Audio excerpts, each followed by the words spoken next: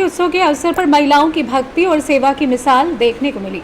विवेकानंद नगर स्थित सप्तशृंगी मंदिर में ब्रह्मचित महिला मंडल बीते 8 दिनों से निस्वार्थ भाव से भजन सेवा कर रहा है। नवरात्रि के इस पावन पर्व पर विभिन्न मंडलों द्वारा मां दुर्गा की श्रद्धा और भक्ति के साथ आराधना की जा रही है।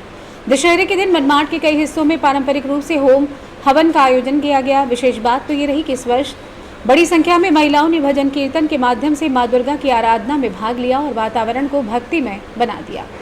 सर्व मंगल मांगल्ये शिवे सर्वार्थ साधिके शरण्ये त्र्यंबके गौरी नारायणी नमोस्तुते। मनमाड शहरातील ब्रह्मचित कला महिला मंडळ नवरात्र शारदीय उत्सव साजरा करत आहेत।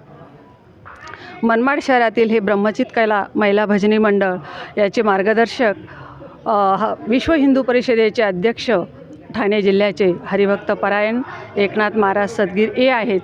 त्यांचं महिला मंडळ स्थापन करण्याचा उद्देश हा आहे की एक स्त्री भक्ती मार्गात जर आली तर तिचं संपूर्ण कुटुंब या भक्ती मार्गाशी जोडलं जातं आणि तिचे 42 कुळांचा उद्धार होतो। तिचे माहेरचे 21 आणि सासरचे 21 असे 42 कुळांचा उद्धार ती करू शकते। भक्ती आणि संसार याचा उत्तम मेळ स्त्री घालू शकते, कारण भक्ती 9विधा भक्तीपैकी भजन सेवा ही एक भक्ती मार्ग आहे आणि भक्ती मार्गामध्ये भजन सेवेत तल्लीन होऊन भगवंतापर्यंत पोहोचण्याचं एकमेव साधन म्हणजे भजन ही सेवा आहे।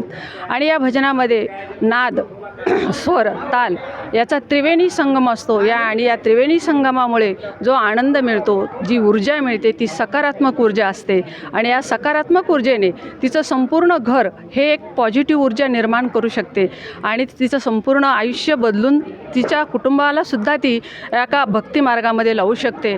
हा एवढा भजन सेवेचा खूप मोठा आनंद आहे।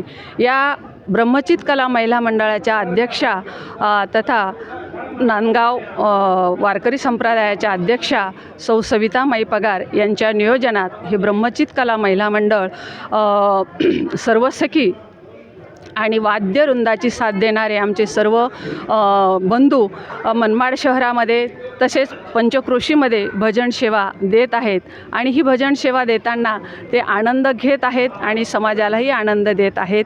रामकृष्ण हरी। मनमाड, नासिक से